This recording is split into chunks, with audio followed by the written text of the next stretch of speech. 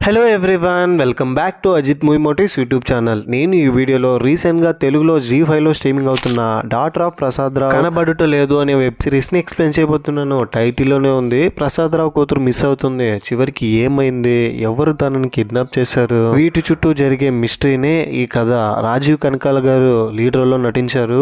Series మాత్రం చాలా ఇంట్రెస్టింగ్గా ఉంది. ప్రతి ఎపిసోడ్లోనూ ట్విస్టులు వస్తూనే ఉంటాయి. వీలైనంత షార్ట్ అండ్ స్వీట్గా వెబ్ సిరీస్ని ఎక్స్ప్లెయిన్ చేస్తాను. అంతకంటే ముందు మీకు ఏం చేయాలో తెలుసు కదండి, చిన్న లైక్ అండ్ స్మైల్తో వీడియోని స్టార్ట్ చేసేయండి. వెబ్ సిరీస్లో ఫస్ట్ ఎపిసోడ్ ఓపెన్ అవగానే ఒక అమ్మాయి తోటి ఫ్రెండ్స్తో తొక్కుడు బిల్ల ఆటలాడాలని ఎంతో ఎక్సైట్మెంట్తో అక్కడున్న వాళ్ళ ఫ్రెండ్స్ దగ్గరికి వెళ్తే జాయిన్ చేయించుకుంటారా నన్ను కూడా ఆటలో అంటే వాళ్ళు నో చెప్తారు. దీంతో అమ్మాయి చాలా సఫర్ అవుతుంది. సాడ్గా వెళ్ళి కోపంగా వెళ్తూ ఉంటుంది. ఫ్రెండ్స్ అందరూ ఏం చెప్పిండారంటే, నువ్వు గనక మాతో ఆడితే మమ్మల్ని అందరినీ ఎరుపప్పలు చేస్తావు, నువ్వు చెప్పిందే మేము వినాలి, మేము చెప్పేది నువ్వు వినవు, ఎందుకని ఇలా నువ్వు చేస్తున్నావని మిగతా పిల్లలందరూ ఆ అమ్మాయిని అడిగితే ఆ అమ్మాయి కోపం వచ్చి నేరుగా ఒక బావి దగ్గరికి వెళ్ళి నిలబడుతుంది. దాంతో ఫ్రెండ్స్ అందరూ ఆ అమ్మాయి ఎక్కడ సూసైడ్ చేసుకుంటుందేమో అని, ఎందుకు నువ్వు ఇలా చేస్తున్నావు, మేము ఆటలో చేర్చుకోలేదని, ఇలా సూసైడ్ అంటే చేసుకోకని పక్కనకి వెళ్ళి ఆ అమ్మాయి పక్కన నిలబడితే, నేను ఎందుకు సూసైడ్ చేసుకోవాలి, నువ్వే చనిపోవాలని ఆ అమ్మాయిని కిందకు నొక్కేస్తుంది. బావిలో పడి ఆ అమ్మాయి చనిపోతుంది. అది ఎదుగో చేప ఉంది చూడని, ఎవరు చూడని టైంలో ఆ అమ్మాయిని మాత్రమే ఈ అమ్మాయి కింద తోసేసి ఉంటుంది నీళ్ళల్లో. ఇదంతా ఒక చిన్న పిల్లాడు చూసి భయపడతాడు, ఆ అమ్మాయి మీద కోపం పెంచుకుంటాడు. అప్పటి నుంచే కట్ చేస్తే ప్రసాద్ రావు అనే ఒక మిడిల్ క్లాస్ పర్సన్ తన కూతురు ఫోన్ చేస్తున్నాడు. ఎంత ఫోన్ చేసినప్పటికీ తను ఫోన్ తీయట్లేదు. దీంతో కంగారు పడుతూ ఫాస్ట్గా అక్కడ ఒక అతను క్యాబ్ నడుపుతూ ఉంటే, హైదరాబాద్కి వెళ్ళాలి నా కూతురు చూడడానికి, వాచ్లో టైం చూసుకుంటూ వర్షం పడుతున్నా కూడా స్ట్రగుల్ అవుతూ వెళ్తాడు. దుర్గారావుకి అందమైన కూతురు ఉంటుంది. కూతురు పేరు స్వాతి. స్వాతి పుట్టంగానే అమ్మ చనిపోయిన వాళ్ళ అమ్మే మళ్ళీ పుట్టిందని ప్రసాద్ రావు నమ్మి అప్పటి నుంచి స్వాతిని ఇంకా బాగా కేరింగ్ గా చూసుకుంటాడు, అందరి నాన్నల కంటే ఎక్కువ ప్రేమగా. ఇప్పుడు తన కూతురు స్వాతిని వెతుకుంటూ ఎందుకు ఇలా కంగారు పడుతూ కారులో వెళ్తున్నాడనే దాన్ని చూపిస్తారు. కట్ చేస్తే ఫ్లాష్ బ్యాక్ లో స్వాతి అప్పుడే ఇంజనీరింగ్ కంప్లీట్ అయిపోయింది, హైదరాబాద్ లో జాబ్ వస్తుంది. దాంతో అమ్మతో చెప్తూ, అమ్మ నాకు హైదరాబాద్ లో ప్లేస్మెంట్ లో జాబ్ వచ్చిందమ్మా, చాలా హ్యాపీగా ఉంది, హ్యాపీనెస్ ని నీ దగ్గరే పెట్టుకోమ్మా, మీ నాన్నకు తెలిస్తే హైదరాబాద్ కు పంపించడం అని చెప్తుంది. దీంతో స్వాతి సాడ్ అవుతుంది. వాళ్ళ నాన్నకి ఎలా చెప్తే ఒప్పుకుంటారని బాగా ఆలోచించి వాళ్ళ ఫ్యామిలీ మెంబర్స్కి అంతా చెప్పి, బాబాయ్ నాకు హైదరాబాద్లో జాబ్ వచ్చిందని వాళ్ళ బాబాయ్స్ అందరినీ ఇంట్లోకి పిలిపించి, ప్రసాదరావు వచ్చిన తర్వాత ఆ అమ్మాయికి జాబ్ వచ్చిందంట హైదరాబాద్లో, మన ఫ్యామిలీలో ఒక అమ్మాయి ఉద్యోగం చేస్తుందంటే మనకే కదా గౌరవం, హైదరాబాద్ ఏం లేదు మీరందరూ వెళ్ళండి, నా కూతురు నేనేం చేయాలో తెలుసు అని లోపలికి వెళ్ళి చాలా గొడవ పడతాడు. హైదరాబాద్ వెళ్తే నీ కూతురు ఎంత గౌరవంగా ఉంటుందో, తనకు నచ్చిన జాబ్ చేస్తుంది, తన మైండ్ సెట్ కూడా చేంజ్ అవుతుందిరా, మనకే కదా గౌరవం అని మళ్ళీ మళ్ళీ నచ్చ చెప్పడంతో ప్రసాద్ రావు ఓకే చెప్తాడు. సరే అమ్మా జాగ్రత్తగా ఉండాలి కానీ అని. వచ్చేస్తే ఇప్పుడు ప్రజెంట్లో దుర్గారావు ట్యాక్సీ డ్రైవర్తో కలిసి వెళ్తూ ఉంటే హైదరాబాద్కి, నాకు ఆకలిగా ఉంది పక్కన పెట్టి తినేసి వస్తానని ఎంతసేపు అయినప్పటికీ రావట్లేదు. దీంతో ప్రసాద్ రావు కోపం వచ్చి డ్రైవర్ దగ్గరికి వెళ్ళి, మా అమ్మాయి స్వాతి నైట్ నుంచి ఫోన్ చేస్తే ఫోన్ తీయట్లేదురా, ఏదో భయంగా ఉంది, వెళ్ళాలరా అంటే, ఇదేదో ముందే చెప్పిండొచ్చు కదా అన్నయ్య,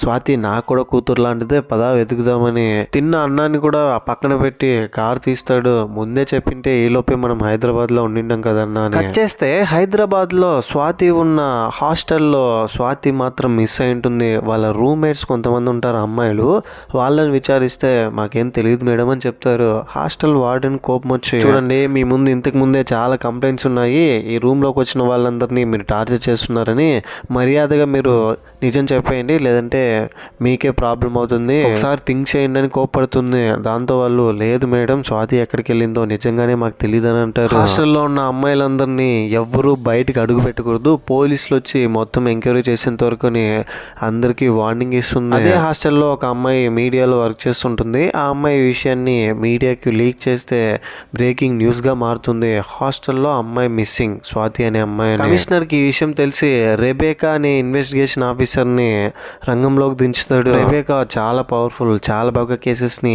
ఇంటెలిజెంట్ యూజ్ చేసి మరీ హ్యాండిల్ చేస్తుంది.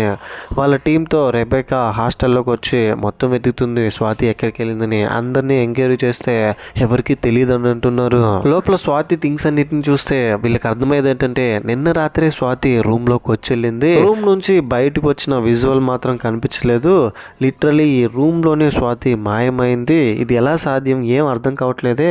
సీసీటీవీ ఫుటేజ్లో మాత్రం లోపలికి వెళ్ళిన ఫుటేజ్ ఉంది కానీ బయటకు వచ్చిన ఫుటేజ్ లేదు. Something is fishy. లోపలే ఏదో జరిగిందని రూమ్ మొత్తం వెతికి హాస్టల్ చుట్టూ వెతుకుతారు. ఈ లోపే ప్రసాదరావు వస్తాడు. ప్రసాదరావు రాగానే మీడియా వాళ్ళందరూ వెళ్ళి మీ కూతురు మిస్ అయినందుకు మీరు ఎలా ఫీల్ అవుతున్నారంటే, మిస్ అవడం ఏంటి, కూతురు లోపలే ఉంది కదా, మా అమ్మకి ఏం జరగలేదు కదా అని నాకేం అర్థం కావట్లేదు అని లోపలికి వెళ్ళి హాస్టల్ వార్డెన్ దగ్గర, రెబేకా దగ్గర, దాంతో ప్రసాదరావుకి జరిగిందంతా ఎక్స్ప్లెయిన్ చేస్తారు. ఈ విధంగా స్వాతికి కనిపించట్లేదు, రూమ్ లోకి వెళ్ళిన ఆమెని. ప్రసాదరావుకి ఏం చేయాలో అర్థం కావట్లేదు. త్వరగా నా కూతుర్ని కనిపెట్టండి, నా కూతురికి ఏం కాలేదని అంటాడు. కట్ చేస్తే ఇక్కడ ఒక ఫ్లాష్ బ్యాక్ ని చూపిస్తారు. ఫ్లాష్ బ్యాక్ లో ఒక అమ్మాయి ఆటలో చేర్పించుకోలేదని బావిలో తన ఫ్రెండ్ నే నూకేసి చంపేసి ఉంటుంది కదా. ఇప్పుడు వాళ్ళ అమ్మా నాన్నలతో కలిసి ఉంటే వాళ్ళ అమ్మ నాన్న అప్పు తీసుకొని స్ట్రగుల్ అవుతూ ఉండడం గమనించి అదే టైంలోనే ర్యాండమ్ పర్సన్ చీటీ కట్టాలని కొంత డబ్బులు ఇచ్చింటాడు. ఆ డబ్బులను తీసుకుని మనం ఎక్కడైనా పారిపోతే మన అప్పులంతా తీరిపోతుంది కదా నాన్న అని వాళ్ళ నాన్నకి ఐడియా ఇస్తుంది. ఇదేదో బాగుంది ఐడియా అని ఆ అమ్మాయి వాళ్ళ నాన్న అమ్మ వీళ్ళిద్దరు కలిసి ఆ అమ్మాయి చెప్పినట్టుగానే ఆ డబ్బులను తీసుకుని పారిపోతూ ఉంటే ఊర్లో ఉన్న వాళ్ళు చూసేసి రెడ్ హ్యాండెడ్ గా పట్టుకొని వాళ్ళని బాగా కొట్టి అవమానిస్తారు. ఊర్లో వాళ్ళకి ఈ విషయాన్ని ఎవరు చెప్పింటారంటే ఆ చిన్న పిల్లాడే. ఇంతకు ముందు ఆ అమ్మాయిని చంపుతున్నప్పుడు చూసిన పర్సన్. ఇప్పుడు ఊర్లో వాళ్ళకి ఆ అమ్మాయి వాళ్ళ ఫ్యామిలీని దొంగ అని చెప్పించిన అతను కూడా సేమే చిన్న పిల్లాడు. కట్ చేస్తే ప్రజెంట్ లో ప్రసాదరావు అసలు తన కూతురు స్వాతి ఎలా హైదరాబాద్కి వచ్చిందనేది గుర్తు తెచ్చుకుంటాడు. మళ్ళీ ఫ్లాష్ బ్యాక్ వెళ్తుంది. ఫ్లాష్ బ్యాక్లో స్వాతి హైదరాబాద్కి వెళ్తుందని ఇంట్లో చెప్పినప్పుడు మొదట్లో నో చెప్పినా కూడా ఎలాగోలాగా ఒప్పుకొని స్వాతి వెనకాలే ప్రసాదరావు కూడా వచ్చి ఆఫీస్ దగ్గర వదిలేసి వెళ్తాడు. స్వాతి ఇంగ్లీష్ మాట్లాడుతుంటే చాలా గర్వంగా ఫీల్ అవుతాడు. లోపల ఆఫీస్లో హెచ్ఆర్ దగ్గర ఆఫీస్ పక్కనే ఒక పీజీ ఉండడంతో పీజీ వార్డెన్ దగ్గరికి వెళ్ళి నా కూతురికి రూమ్ కావాలంటే ఆ టైంలోనే కొంతమంది అమ్మాయిల మీద ఆల్రెడీ కంప్లైంట్ ఉంటుంది ఆ పీజీలో లేట్ నైట్ బయటికి వెళ్ళి వస్తున్నారని, ఇంకా చాలా విషయాల గురించి. ఇప్పుడు ఆ రూమ్ లో ఉన్న ఒక అమ్మాయి ఖాళీ చేసి వెళ్ళడంతో ఒకే ఒక అమ్మాయికి స్పేస్ ఉంటుంది. వార్డెన్ కి వేరే ప్లేస్ లేక అదే రూమ్ లోనే వాళ్ళతో పాటే స్వాతిని ఉండమంటుంది వాళ్ళ నాన్నగారు ప్రసాదరావుతో చెప్పి. స్వాతిని ఆ రూమ్ లో వదిలొచ్చిన తర్వాత వార్డెన్ ఆ అమ్మాయిలతో ఇదిగో చూడండి ఆ అమ్మాయికి ఎలాంటి ప్రాబ్లం రాకుండా చూసుకోవాలి, ఏదైనా తేడా వచ్చిందనుకో నేను మిమ్మల్ని వదిలిపెట్టని చెప్తున్నా అని వార్నింగ్ ఇచ్చి వెళ్తుంది. ఇదివరకు లాగా చేయగండి, ఎవ్వరు బయటికి వెళ్ళడానికి వీల్లేదు, బాయ్ ఫ్రెండ్స్ అంటూ బెస్టీలు అంటూ తిరగండి అని చెప్తుంది. ఆ రూమ్ లో తనను వదిలేసి వెళ్ళిపోయిన తర్వాత ప్రసాదరావు రూమ్ లో ఉన్న అమ్మాయిలు స్వాతిని టార్చర్ చేస్తారు. ఎందుకంటే రూమ్ లో ఉన్న వాళ్ళందరికీ బాయ్ ఫ్రెండ్స్ ఉంటారు. లేట్ నైట్ టైంలో కూడా మాట్లాడుతూనే ఉంటే స్వాతికి చాలా డిస్టర్బెన్స్ గా అనిపిస్తుంది. నెక్స్ట్ డే వార్డెన్ దగ్గరికి వెళ్ళి మేడం నాకు వేరే రూమ్ ఏదైనా చూడరా అంటే ఒక వారం రోజులు ఓపిక పట్టమ్మా, ఖచ్చితంగా వేరే రూమ్కి నిన్ను షిఫ్ట్ చేస్తానని చెప్తుంది. ఆ తర్వాత అక్కడ నుంచి ఆఫీస్కి వెళ్దామనంటే బస్ మిస్ అయిపోతుంది. దీంతో ఆటో అయినా పట్టుకుని వెళ్దామని వెయిట్ చేస్తుంటే ఎవరో ఒక పర్సన్ స్వాతిని ఫాలో అవుతున్నట్టు మనకు చూపిస్తారు హెల్మెట్ పెట్టుకుని. చేస్తే ఇప్పుడు ప్రజెంట్ లో ప్రసాదరావు పీజీలో తన కూతురు స్వాతి కనిపించకపోవడంతో బిల్డింగ్ మొత్తం వెతికి పైన ట్యాంక్ దగ్గరికి వెళ్తాడు. ప్రసాదరావు వెనకాలే పోలీసులు అందరూ వెళ్తే ట్యాంక్ దగ్గరికి వెళ్ళి ప్రసాదరావు ఏదో చూసి కళ్ళు తిరిగి పడిపోతాడు. దీంతో వీళ్ళందరూ భయపడి ప్రసాదరావు దగ్గరికి వెళ్ళి చూస్తే పెద్ద ట్విస్ట్ ఏంటంటే అక్కడ ఉన్నది స్వాతి శవం. స్వాతి అక్కడికక్కడే చనిపోయి ఉంటుంది. ప్రసాదరావు కళ్ళు తిరిగి కింద పడిపోయి ఉంటాడు. చేస్తే నెక్స్ట్ ఎపిసోడ్ ఓపెన్ అవగానే ఫ్లాష్ బ్రేక్ లోకి వెళ్తుంది. స్టార్టింగ్ లో చూసిన అమ్మాయి వాళ్ళ నాన్న చనిపోవడంతో నేను హైదరాబాద్ లో వెళ్ళి జాబ్ చేస్తానమ్మా అని వాళ్ళ అమ్మతో చెప్తే వాళ్ళ అమ్మ అదేంటే నాన్నగారు పోయిన తర్వాత ఇన్ని సంవత్సరాలకు ఉద్యోగం చేయాలనుకుంటున్నావు, నాకేం అర్థం కావట్లేదు అని అంటే లోపల ఉన్న నగలు ఇంట్లో ఉన్న డబ్బంతా తీసుకుని వెళ్ళిపోతుంది హైదరాబాద్కి. కట్ చేస్తే ప్రజెంట్ లో ప్రసాదరావు కళ్ళు తిరిగి పడిపోయిన తర్వాత అతన్ని హాస్పిటల్ తీసుకెళ్తారు. స్వాతి బాడీని పోస్ట్ మార్టంకి పంపిస్తారు. ఇక్కడ వీళ్ళకి వచ్చే డౌట్ ఏంటంటే ప్రసాదరావుకి మాత్రమే స్వాతి బాడీ అక్కడ ఉన్నది ఎలా తెలుసు, నేరుగా అదే ప్లేస్ లోకి ఎందుకు వెళ్ళాడు, ప్రసాదరావు కళ్ళు తెరిస్తే మనకి ఏదైనా క్లూ దొరుకుతుందేమో అని అతను స్పృహలోకి వచ్చేంత వరకు వెయిట్ చేద్దాం, అప్పుడే మనకి ఏమైనా తెలుస్తుందని డిస్కస్ చేసుకుంటారు. ఈ విషయం స్వాతి వాళ్ళ అమ్మ కూడా తెలుస్తుంది. టీవీలో న్యూస్ చూస్తుంది తన కూతురు చనిపోయిందని. రిలేటివ్స్ అందరూ వచ్చి ఎంత ఓదార్చినా కూడా తన ఏడుపు ఆపట్లేదు. చాలా కంగారు పడి ఏడుస్తూ ఉంది. ప్రసాద్కి స్పృహ రావడానికి కొంత టైం పడుతుంది. స్వాతికి పోస్ట్ మార్టం చేయించిన రిపోర్ట్స్ కావాలని వెళ్తే ఆల్రెడీ 2-3 బాడీస్ ఉన్నాయి లైన్లో, కొంచెం టైం పడుతుంది పోస్ట్ మార్టం చేయడానికని అక్కడ ఉన్న డాక్టర్స్ చెప్పేస్తారు. దీంతో వేరే ఆప్షన్ లేక రెబేకా వెయిట్ చేస్తూ ఉంటుంది రిపోర్ట్స్ కోసం. ఈలోపు పీజీలో స్వాతి రూమ్లో ఉన్న అమ్మాయిలందరినీ పిలిపించి ఇన్వెస్టిగేషన్ అని రెబేకా అన్ని క్వశ్చన్స్ అడిగి ఎంక్వైరీ చేస్తుంది. అందరూ ఓకే. ఆఫీస్లో స్వాతి కొలీగ్ మాత్రం కాలు మీద కాలు వేసుకుని కూర్చుంటాడు. అతను చూసిన తర్వాత అతని మీద అనుమానం వచ్చి అతను పిలిపించి, ఎవరు మీరు, ఎందుకు కాలు మీద కాలు వేసుకుని కూర్చున్నారు, స్వాతికి మీరు ఏమవుతారు అంటే, నేను స్వాతి టీమ్ లీడర్ని, ఆఫీస్కి వచ్చినప్పటి నుంచే తన పనేమో తను చేసుకుంటూ ఉండేది, నేను కూడా తనకి హెల్ప్ఫుల్గా ఉన్నాను. స్వాతి చనిపోయిన రోజు మార్నింగ్ ఆఫీస్కి వచ్చిన తర్వాత ఆ రోజు ఏదో స్వాతి కొంచెం టెన్షన్గా ఉండింది, కొంచెం అప్సెట్ అయిందా. జాలీగా ఉన్న స్వాతి సడన్గా ఎందుకు అప్సెట్ అయింది, అది కూడా చనిపోయిన రోజు మార్నింగే చాలా బాధపడింది అంటున్నారు. ఎందుకు బాధపడింది అంటావు, ఏం జరిగిందంటావు అని ఈ పాయింట్ ఆఫ్ వ్యూలో థింక్ చేస్తే స్వాతి అసలు ఆఫీస్లో ఎలా ఉండిందో డీటెయిల్స్ కనుక్కోండి అని అడుగుతుంది. ఆ తర్వాత పీజీ సెక్యూరిటీ ఒక అతను ఉంటాడు కదా, సెక్యూరిటీని పిలిచి అతన్ని అడిగితే, అవునండి ఆ రోజు స్వాతి ఆఫీస్కి వెళ్ళేటప్పుడు ప్రతిరోజు నన్ను మాట్లాడిచ్చేది, ఎందుకంటే వాళ్ళ నాన్న వెళ్ళేటప్పుడు నన్ను స్వాతిని బాగా చూసుకోమన్నాడు, నేను కూడా స్వాతితో రోజు మాట్లాడేవాడిని, కానీ ఆ రోజు స్వాతిని నేను మాట్లాడిచ్చినా కూడా సంతోషంగా వెళ్ళిన స్వాతి వచ్చేటప్పుడు మాత్రం బాధగా వచ్చిందని చెప్తే, అయితే స్వాతి ఆఫీస్కి వెళ్ళేటప్పుడు హ్యాపీగానే వెళ్ళింది, ఆఫీస్కి వెళ్ళిన తర్వాత సాడ్ అయింది, ఈ గ్యాప్లో స్వాతికి ఏదో జరిగిందని. జనరల్గా ఆఫీస్ నుంచి పీజీకి రావడానికి ఎంత టైం పడుతుందని అంటే 20 నిమిషాలని తెలుస్తుంది, కానీ ఆ రోజు స్వాతి మాత్రం 45 మినిట్స్ తర్వాత పీజీకి వచ్చి ఉంటుంది. సో మిగిలిన టైంలో స్వాతి ఎక్కడికి వెళ్ళింది, జరిగిన దానికంతా అదే కారణం అని డిక్లేర్ చేస్తారు. ఎంక్వైరీ పేరుతో పీజీ వార్డెన్ని వీళ్ళందరినీ పిలిపించి ఎంక్వైరీ చేస్తే, ఎంక్వైరీ మొత్తం పూర్తయిపోయిన తర్వాత మళ్ళీ వెళ్ళిన ఆమె తిరిగి వచ్చి, నాకెందుకో స్వాతి రూమ్మేట్స్ అమ్మాయిల మీదే డౌట్గా ఉంది, వాళ్ళ మీద ఆల్రెడీ చాలా కంప్లైంట్స్ ఉంది, పీజీ స్టైల్లో ఆ ముగ్గురిని విచారించండి, ఏదో ఒక లీడ్ దొరుకుతుంది మీకు అని చెప్తే, నేను చేయాల్సిన పని అంతా మీరు చేయకని కొద్దిగా రుబేకాకి ఈగో హర్ట్ అవుతుంది, నాకు సలహాలు ఇస్తుంది ఏంటిదని. సర్లే తను కూడా చెప్పింది కరెక్టే కదా అని రూమ్మేట్స్ అయిన ముగ్గురు అమ్మాయిల్ని పిలిపించి వాళ్ళ ఫోన్ తీసుకొని, మీరేం భయపడకండి, రేపు మార్నింగ్ వచ్చి ఫోన్ తీసుకోండి, మీ రూమ్స్లోకి వెళ్ళండి అని ఫోన్లో ఉన్న విషయాలన్నిటిని చెక్ చేస్తుంది. ఎవరెవరితో మాట్లాడుతున్నారు, ఏం డిస్కస్ చేసుకున్నారు, హిస్టరీ ఏంటి, ఇదంతా. ఇక్కడ రివీల్ అయ్యే ట్విస్ట్ ఏంటంటే, స్వాతితో వాళ్ళ ముగ్గురు చాలా ఫ్రెండ్లీగా ఉండింటారు, ఫ్రెండ్లీగా ఫొటోస్ అంతా దిగింటారు. ఇదివరకు ఆ అమ్మాయిలతో గొడవ పడ్డా కూడా స్వాతితో మాత్రం చాలా మంచిగా ఉండింటారు, ఎందుకంటే స్వాతి ఒక మంచి అమ్మాయిని తెలుసుకొని ఆ అమ్మాయిల్లో ఒకరికి ఆపదొస్తే స్వాతిని వచ్చి హెల్ప్ చేసిందని, వీళ్ళు స్వాతిని ఏం చేసింటారని వాళ్ళని మళ్ళీ పిలిపించి, స్వాతి మీకు బెస్ట్ ఫ్రెండ్ అని తెలిసింది, తనతో మీరు మంచిగానే ఉన్నారు, చెప్పండి ఏం జరిగింది ఆ రోజు అని అంటే, మేము ఇద్దరు మాత్రమే ఉన్నాం, లోపలికి వెళ్ళి స్నానం చేస్తుంటే స్వాతి ఆ రోజు లేట్గా వచ్చింది, రూమ్ లోపలికి ఎవరో వచ్చినట్టు శబ్దం వచ్చింది, స్వాతిని ఏంటా అని అడిగితే ఎవరూ లేదు నేనే అని అనింది, ఆ తర్వాత స్వాతి కనిపించలేదని చెప్తారు. రూమ్లో నుంచి స్వాతి బయటకు వస్తున్నట్టు సీసీటీవీ ఫుటేజ్లో రికార్డ్ అయి ఉండదు కదా, కానీ స్వాతి రూమ్లో నుంచి బయటకు వెళ్తున్న విజువల్ సీసీ కెమెరా ఫుటేజ్లో ఉంటుంది. ఒక కెమెరాలో అది దొరికిన తర్వాత ఓన్లీ కాళ్ళు మాత్రమే కనిపిస్తాయి, అందులో ఉన్న డ్రెస్ స్వాతిదే అని కన్ఫర్మ్ చేస్తారు ఫ్రెండ్స్ అందరూ చూసి. స్వాతి ఫోన్ చెక్ చేసిన తర్వాత ఆనంద్ అనే ఒక అతనికి ఎక్కువ సార్లు ఫోన్ చేసి ఉంటుంది. ఈ ఆనంద్ ఎవరు, స్వాతి చనిపోయినా కూడా ఆనంద్ స్వాతిని చూడడానికి రాలేదు, అతన్ని ఎంక్వైరీ చేద్దామని ఆనంద్ డీటెయిల్స్ కనుక్కొని ఆనంద్ వాళ్ళ ఇంటికి వెళ్తే ఆనంద్ మిస్ అయ్యి 2 days అవుతుంది, ఇంట్లో నుంచి వెళ్ళిపోయడం తెలుస్తుంది. దాంతో ఆనంద్ ఫోన్ నెంబర్ తీసుకుని లొకేషన్ ట్రేస్ చేస్తారు ఎక్కడికి వెళ్ళాడని. ఈ లోపే స్వాతి పోస్ట్ మార్టం రిపోర్ట్స్ వస్తుంది. డాక్టర్ రుబేకాని పిలిచి పోస్ట్ మార్టం రిపోర్ట్స్ ఇచ్చి స్వాతి ఎలా చనిపోయిందో చెప్తే, ఇదంతా విన్న రుబేకా ఏంటి ఇలా కూడా చనిపోవచ్చా అని ఆశ్చర్యపోతుంది. ఇలా జరగడానికి కూడా అవకాశం ఉందా, ఇలా జరగడానికి అవకాశమే లేదే, ఎలా జరిగింటుందని చాలా కంగారు పడుతుంది. కానీ ఏం జరిగింది అనేది మనకు చూపించరు. ఆనంద్ కనిపించట్లేదని ఆనంద్ గురించి వెతుకుతూ అతని నంబర్ని ట్రేస్ చేసి అతనున్న అడ్రస్ కనుక్కొని ఆనంద్ పట్టుకొని అతను బాగా కొట్టి తల మీద గన్ పెట్టి, నువ్వే కదా ఇదంతా చేసావంటే, అవునండి నేనే ఇదంతా చేశాను, నన్ను క్షమించండి, ఏదో తప్పు చేశానని ఏడుస్తూ తీసుకుని బెట్టింగ్ వేశాను, దాంతో ఇప్పుడు ప్రాబ్లమ్స్లో ఇరుక్కున్నాను అంటాడు. ఇది విన్నాగానే రుబేకా కోపం వచ్చి, ఏంట్రా బెట్టింగ్ అని అంటున్నావు, స్వాతి గురించి నీకేం తెలియదా అంటే, లేదు మేడం స్వాతి గురించి నాకు తెలియదు, నా దగ్గరికి హత్య కేసును విచారించడానికి వచ్చారా, నేను బెట్టింగ్ యాప్స్ని యూజ్ చేసినందుకు ఇక్కడికి వచ్చారేమో అని అనుకున్నాను, అంతేగాని స్వాతి ఎవరో కూడా నాకు తెలియదు అని అంటే, మరి స్వాతి నంబర్కి ఫోన్ ఎందుకురా వచ్చింది నీ నంబర్తో, ఆ అమ్మాయి నీకెందుకు ఫోన్ చేసిందంటే, ఈ ఫోన్ మా చెల్లిది, మా చెల్లి ఏమైనా స్వాతికి ఫోన్ చేసి ఉండొచ్చానంటే ఆనంద్ వాళ్ళ చెల్లి దగ్గరికి వెళ్ళి విచారిస్తారు. చెల్లి ఏం చెప్తుందంటే స్వాతి గురించి, నేను జనరల్ గానే స్వాతికి ఫోన్ చేస్తూ ఉంటాను, కాలేజ్ ఫ్రెండ్ నేను, ఆనంద్ కన్విన్స్ చేసి హైదరాబాద్కి వెళ్ళి జాబ్ చేస్తుంది, మా ఇంట్లో ఒప్పుకోలేదు, హైదరాబాద్లో అన్నీ ఎలా ఉందని తెలుసుకోవడం కోసమే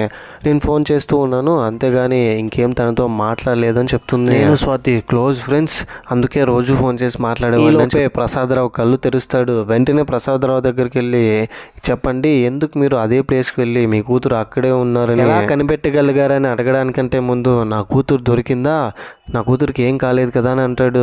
దీని ద్వారా వీళ్ళకి అర్థమైంది ఏంటంటే ప్రసాదరావు నిజంగానే వాళ్ళ కూతురు చనిపోయి ఉన్నది చూసుండడు, అక్కడికి వెళ్ళింటాడు, కానీ ఆలోపే కళ్ళు తిరిగి కింద పడిపోయి ఉంటాడు, కూతురుని చూడక ముందే కోల్పోయి. ఎందుకు అక్కడికి వెళ్ళింటాడంటే చిన్నప్పటి నుంచే ఇంట్లో ఏ ప్రాబ్లం వచ్చినా వాళ్ళ నాన్న ఏమన్నా ఏడుస్తూ ఇంటి మిద్దె మీద ట్యాంక్ పైన కూర్చుని వెనకాల బాధపడేది. ఇప్పుడు కూడా స్వాతి అక్కడికే వెళ్ళిందేమో అని ప్రసాదరావు పీజీ పైన వెళ్ళి ట్యాంక్ దగ్గరికి వెళ్ళింటాడు. తన కూతురుని అయితే చూసింటాడు, కానీ చూసిన ఆనందంలో కళ్ళు తిరిగి కింద పడిపోయి ఉంటాడు. చనిపోయిన విషయం అయితే తెలియదు. కూతురు నాకు చూపించండి అని బయటికి ఎగ్జైట్మెంట్తో వస్తూ ఉంటే వీళ్ళందరూ తన లోపల ఉంది చనిపోయిన విషయాన్ని ప్రసాదరావుకి ఎలా చెప్పాలని కంగారు పడుతూ ఉంటారు. ప్రసాదరావు ఎలా రియాక్ట్ అవుతాడో అని. ఈ లోపే పీజీ సెక్యూరిటీ పర్సన్ అక్కడికి వచ్చి రుబేకా దగ్గర, మేడం మీకు ఒక విషయం చెప్పాలి, ఆ రోజు స్వాతి పీజీకి వచ్చినప్పుడు ఒక ట్రాఫిక్ పోలీసు బైక్లో తీసుకొచ్చి డ్రాప్ చేశాడని తెలుస్తుంది.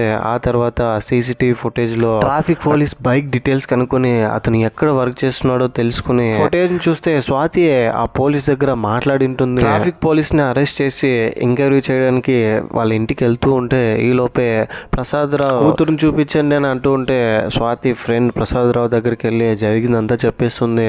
స్వాతి చనిపోయింది అంకుల్, మీరు నమ్మినా నమ్మకపోయినా యాక్సెప్ట్ చేయాలని చెప్తుంది. దీంతో ప్రసాదరావు మనసు విరిగిపోతుంది, చాలా అంటే చాలా ఏడుస్తాడు. ఆ తర్వాత ఇక్కడే రివీల్ అయ్యే ట్విస్ట్ ఏంటంటే ఎంక్వైరీలో ఇంతవరకు చాలా మందిని విచారించారు కదా, ఎవ్వరికి ఈ కేసుకి సంబంధం లేదు. స్వాతి చనిపోవడానికి కారణం హార్ట్ అటాక్ అని చెప్తుంది.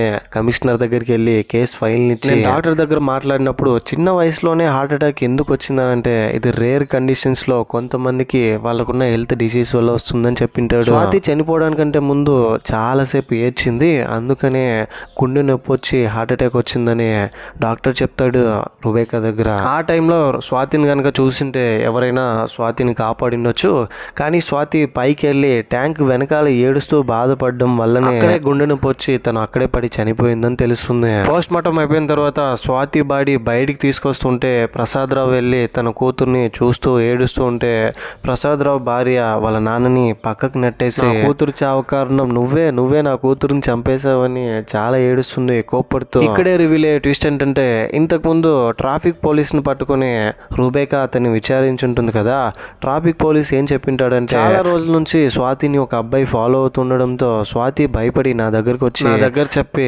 అడగమనింది, నేను వాడిని పట్టుకొని కొట్టి ఎందుకురా అమ్మాయి వెనకాల ఫాలో అవుతున్నావు అని అంటే వాళ్ళ నాన్నే ఫాలో అవ్వమన్నాడని చెప్పాడు. మీకేం సార్ ప్రాబ్లం అనగానే ఈ విషయాన్ని ట్రాఫిక్ పోలీస్ స్వాతి దగ్గర చెప్తే మా నాన్న నన్ను ఫాలో అవ్వమన్నాడా, అంటే మా నాన్నకి నా మీద నమ్మకం లేదా, ఎందుకని ఇలా నన్ను రెక్కీ చేస్తున్నాడని దీన్ని తలుచుకునే మా నాన్ననే నా మీద నమ్మకం పెట్టుకోలేనప్పుడు ఇంకా నేను ఎందుకు ఉండాలని ఫుల్ ఎమోషనల్ అయ్యి పైకి వెళ్ళి ట్యాంక్ వెనకాల కూర్చొని ఏడుస్తూ ఉంటుంది. దాంతో గుండె నొప్పి వచ్చి చనిపోతుంది. స్వాతి బాడీకి అంత్యక్రియలు పూర్తి చేసిన తర్వాత స్వాతి చనిపోవడానికి కారణం వాళ్ళ నాన్న ప్రసాదరావే, అతనికి ఉన్న అనుమానమే అని ఫ్యామిలీ మెంబర్స్ అందరూ స్వాతి వాళ్ళ నాన్నని తిడతారు. ప్రసాదరావు చాలా గిల్టీగా ఫీల్ అవుతాడు, నా వల్లే నా కూతురు చనిపోయిందని. అంత్యక్రియలు జరిగిన తర్వాత పిండ ప్రదానం పూర్తయి స్వాతి కేసుని ఇన్వెస్టిగేషన్ చేసిన రుబేకా మళ్ళీ ప్రసాదరావు దగ్గరికి వచ్చి ఈ కేసులో నాకు ఇంకో లీడ్ దొరికింది, ఇదంతా మీకు కూడా తెలుసు నాకు తెలుసు, ఎందుకు ఈ విషయాన్ని ఎవరితోనూ చెప్పట్లేదని అంటే ప్రసాదరావు యాక్చువల్గా ఏం జరిగిందో చెప్తాడు. స్వాతి మిస్ అయిపోయిన తర్వాత ఒక పక్క పోలీసులు ఇన్వెస్టిగేషన్ చేస్తుంటే ప్రసాదరావు కూడా ఇన్వెస్టిగేషన్ చేస్తాడు అతని స్టైల్లో. స్వాతి రూమ్లో కలెక్ట్ చేసిన థింగ్స్ అన్నిటినీ స్టేషన్ తీసుకెళ్తే ప్రసాదరావు వెళ్ళి వస్తువులన్నీ చూసిన తర్వాత ఒక డైరీ కనిపిస్తుంది.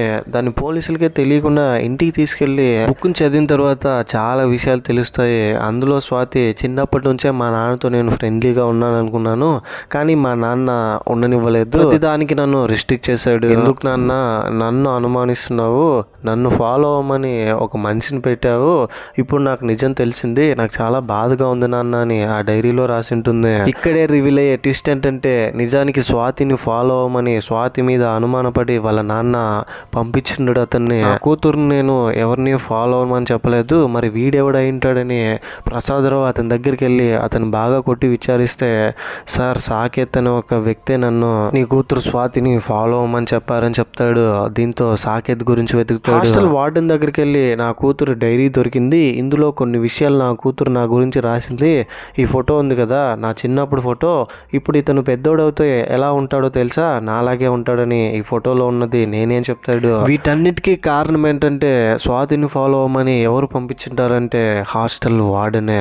ఇప్పుడు నిజం ఒప్పుకుంటుంది వాళ్ళ నాన్న దగ్గర. ఇక్కడ రివీల్ అయ్యే ఇంకో ట్విస్ట్ ఏంటంటే చిన్నప్పుడు వెబ్ సిరీస్ స్టార్టింగ్ నుంచి ఒక అమ్మాయిని చూపించుంటారు కదా, ఒక అమ్మాయి ఫ్రెండ్ని చంపేసి ఉంటుంది, ఆ తర్వాత ఇంట్లో దొంగతనం చేస్తూ వెళ్ళి దొరికిపోతుంది, హైదరాబాద్కి వచ్చేసి ఉంటుంది ఉద్యోగం చేయడానికి. ఆ అమ్మాయే ఈ హాస్టల్ వార్డెన్. చిన్న పిల్లాడే ప్రసాదరావు చిన్నప్పుడు ఈ అమ్మాయి హత్య చేయడం చూసింటాడు, దొంగతనం చేయడం చూసింటాడు. అప్పటి నుంచే ప్రసాదరావు మీద కోపంతో ఈ వార్డెన్ ఉంటుంది. ఇప్పుడు నా శత్రు కూతురే స్వాతిని అని తెలుసుకున్న తర్వాత ఈ స్వాతిని ఎలాగైనా పాడు చేసి మనం రివెంజ్ తీర్చుకోవాలని అనుకుంటుంది. దాంతో స్వాతిని వాళ్ళ ఇంటికి తీసుకెళ్లి తనకి ఇష్టం లేకపోయినా కూడా ఫుడ్ ఇస్తుంది, ఇంటికి తీసుకెళ్ళమని, డ్రెస్ మార్చుకోమ్మా నీకోసం నేను కొనిచ్చానని ఒక డ్రెస్ ఇచ్చి స్వాతి వెళ్ళి లోపల డ్రెస్ మార్చుకుంటుంటే ఒక ఫోన్ స్వాతికే తెలియకుండా రూమ్లో పెట్టి డ్రెస్ మార్చుకున్నప్పుడు వీడియో తీసుకుని నెక్స్ట్ డే నుంచి వార్డెన్ బ్లాక్మెయిల్ చేస్తుంది స్వాతిని. మేడం వీడియో డిలీట్ చేసేయండి మేడం అని స్వాతి వెళ్ళి వార్డెన్ కాళ్ళు పట్టుకున్న, మీ నాన్న వల్ల నా జీవితమే నాశనం అయింది, ఇదంతా మీ నాన్న వల్లనే చేస్తున్నాను, చూస్తూనే ఉండు, ఇంకా నేనేమేం చేస్తానో నిన్నని చెప్తుంది. దాంతో ఈ విషయం వాళ్ళ నాన్నగారికి ఎలా చెప్పాలో తెలియక చెప్తే, ఎందుకు ఆ వార్డెన్ ఇంటికి వెళ్ళి డ్రెస్ మార్చుకుంటున్నావు అని క్వశ్చన్ చేస్తాడని భయపడుతూ పైకి వెళ్ళి ట్యాంక్ వెనకాల కూర్చొని ఏడుస్తూ ఉంటే అక్కడే చనిపోతుంది. ఇప్పుడు ప్రజెంట్ లో వార్డెన్ జరిగిందంతా ప్రసాదరావుతో చెప్పి, ఈ ఎవిడెన్స్ అన్నిటిని పెట్టుకొని నన్ను ఏం చేసుకోగలవు, నువ్వేం పీకలేవు, వెళ్ళి ఏదైనా పని చూసుకో ప్రసాదరావు, నీ వల్లనే నేను ఈరోజు ఇంత క్రూరంగా తయారయ్యానని చెప్తుంది. ఈలోపు ప్రసాదరావుకి తెలిసి వచ్చేది ఏంటంటే చాలామంది పేరెంట్స్ని విచారించిన తర్వాత చాలామంది అమ్మాయిల్ని ఆ వార్డెన్ ఇలాగే బ్లాక్మెయిల్ చేసిన వీడియోలు తీసని, వార్డెన్ కొడుకు సాకేత్ అనే ఒక అతను ఉంటాడు, అతను చాలా మంది అమ్మాయిల జీవితాలని నాశనం చేసి ఉంటాడు, వాళ్ళ వీడియోలు తీసి వాళ్ళని బ్లాక్మెయిల్ చేసి ఉంటాడు. ఇందుకు వాళ్ళ అమ్మ కూడా హెల్ప్ఫుల్గా ఉంటుంది. సాకేత్ డీటెయిల్స్ కనుక్కొని సాకేత్ దగ్గరికి ఒంటరిగా ప్రసాదరావు వెళ్ళి అమ్మాయిల జీవితాలను నాశనం చేసి నువ్వు మీ అమ్మ ఎలా హ్యాపీగా ఉండగలుగుతున్నారా అని సాకేత్ని చంపేసి వచ్చేస్తాడు. ఇదంతా ప్రసాదరావు వార్డెన్ దగ్గర చెప్తే చాలా ఏడుస్తుంటాను, నా కొడుకునే చంపుతావారా, ఎంత ధైర్యం రా నీకు అంటే, దీనికే ఇలా ఉన్నావు, నువ్వు చేస్తున్న పనులన్నీ బయట అమ్మాయిలకు తెలిస్తే నీ పరిస్థితి ఏంటో ఒకసారి ఊహించుకో, వాళ్ళ పేరెంట్స్ నిన్ను వదిలిపెట్టారు, ఆల్రెడీ అందరికీ తెలిసిపోయింది, డిపార్ట్మెంట్ లో ఉన్న వాళ్ళు కూడా నిన్ను పట్టుకోవడానికి వస్తున్నారు, ఇంకా నిన్ను ఆ దేవుడు కూడా కాపాడలేడని ప్రసాదరావు వార్నింగ్ ఇచ్చి వచ్చేస్తే ఏం చేయాలో అర్థం కాని సిచ్యువేషన్ లో ఉన్న హాస్టల్ వార్డెన్ పైకి వెళ్ళి సూసైడ్ చేసుకొని చనిపోతుంది. చేస్తే ప్రెజెంట్ లో ఇదంతా ప్రసాదరావు ఇన్వెస్టిగేషన్ ఆఫీసర్ రుబేకాతో చెప్తాడు, నాకు ఇప్పుడే మొత్తం అర్థమైంది, మీ కూతురు చావకు కారణం మీరు కాదు, ఈ విషయం మీ ఫ్యామిలీ మెంబర్స్ తో చెప్పొచ్చు కదా, అందరూ నీ వల్లే చనిపోయారని అనుకుంటుంటారని అంటే, లేదమ్మా నాది కూడా తప్పు ఉంది, నా కూతురు నాతో మాట్లాడడానికి చాలా సార్లు ట్రై చేసింది, కానీ నేనే వినిపించుకోకుండా, నా కూతురుకు ఉద్యోగం దొరకగానే ఫస్ట్ నాతో చెప్పడానికే వచ్చింది, కానీ నేను ఎక్కడ ఒప్పుకోనని నా ఫ్యామిలీ మెంబర్స్ తో చెప్పి నన్ను ఒప్పించింది, దీంతోనే తెలిసిపోతుంది నా కూతురికి నాపై ఉన్న భయం ఏంటి అని, నేను కూడా కొంచెం బాగా పెంచింటే బాగుండేది, నా కూతుర్ని అర్థం చేసుకుని ఇప్పుడు రిగ్రెట్గా ఫీల్ అవుతున్నానని చాలా బాధపడతాడు. నేను నా కూతురికి నా దగ్గర కంఫర్ట్ జోన్ ఇవ్వలేదే కానీ నా కూతురు నేను నమ్మకపోతే ఇక్కడ నుంచి హైదరాబాద్కి ఉద్యోగం చేయడానికి ఎందుకు పంపిస్తానమ్మా, నా కూతురుపై నాకు నమ్మకం లేదా, నా కూతుర్ని నేనే చంపుకుంటానని చాలా ఎమోషనల్ అవుతాడు. దాంతో ఇన్వెస్టిగేషన్ ఆఫీసర్ రుబేకా కూడా తన కూతుర్ని రిస్ట్రిక్ట్ చేసి పెట్టింటుంది, ఏం మాట్లాడకుండా వీళ్ళు ఎక్కడికి వెళ్ళినా కూడా తన కూతుర్ని తీసుకెళ్ళనివ్వకుండా మనం ఆడపిల్లని పెంచుతున్నామని భయంతో పెంచుతున్నాము, దీనివల్ల వాళ్ళు మన నుంచే దూరం అవడానికి ప్రయత్నిస్తున్నారు. భయానికి బదులుగా మనం వాళ్ళకి ధైర్యం ఇవ్వాలి, వాళ్ళు ప్రతి విషయాన్ని ఫస్ట్ మనతోనే షేర్ చేసుకునేలాగా మనం పెంచాలని వాళ్ళ హస్బెండ్తో చెప్తుంది. చనిపోయిన స్వాతి ఫోటోని పెట్టుకుని ప్రసాదరావు తలుచుకుంటూ బాధపడుతూ నడుచుకుంటూ వెళ్తుంటే ఈ సిరీస్ ఎండ్ కార్డ్ పడుతుంది. ఇంతటితో ఈ వెబ్ సిరీస్ ఎండ్ అయిపోతుంది. ఈ సిరీస్ పై మీ ఒపీనియన్ ఏంటి, నా ఎక్స్ప్లెనేషన్ మీకు ఎలా అనిపించింది అనే దాన్ని ఏదో ఒకటి కింద కమెంట్ బాక్స్లో తప్పకుండా నాతో షేర్ చేసుకోండి. ఇలాంటి మరిన్ని మూవీస్ అండ్ ఎక్స్ప్లెనేషన్ వీడియోస్ కోసం మన ఛానల్ని సబ్స్క్రైబ్ చేసి బెల్ ఐకాన్ క్లిక్ చేసేయండి. చాలా మంది వీడియోస్ చూస్తున్నారు కానీ సబ్స్క్రైబ్ చేసుకోవట్లే అండి. మీకు కనుక నా ఎక్స్ప్లెనేషన్ నచ్చితే ప్లీజ్ ట్రై టు సబ్స్క్రైబ్. ఇంకో మంచి వీడియోతో మీ ముందుంటాను. అంతవరకు సేఫ్గా ఉండండి, నవ్వుతూ ఉండండి, నవ్విస్తూ ఉండండి. Thank you. జై హింద్.